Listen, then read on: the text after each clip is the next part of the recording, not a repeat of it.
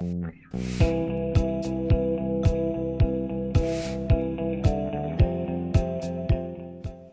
understand why I took a gap year and went to China, you need to know a bit more about me.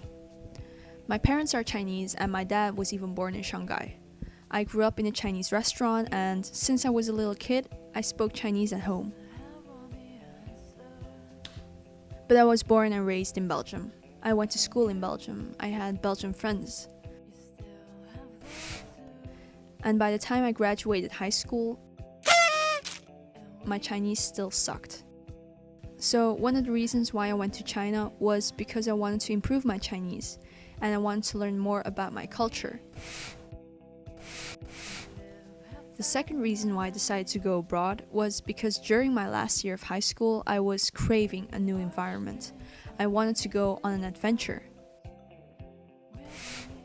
So I said goodbye to Belgium and flew to China.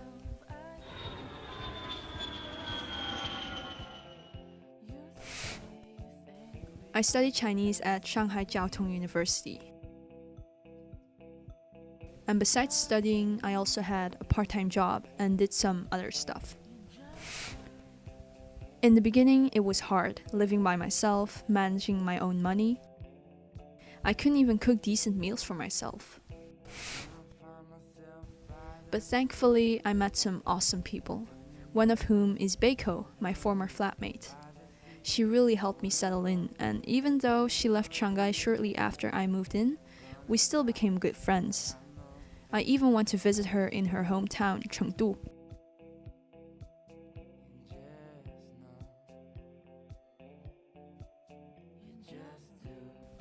I really enjoyed my time there, and consider her now as one of my close friends. I also met some other cool people. I was in a class for overseas Chinese, for people who had Chinese parents but grew up in foreign countries, like me. One of the great things about this city is its museums and art exhibitions.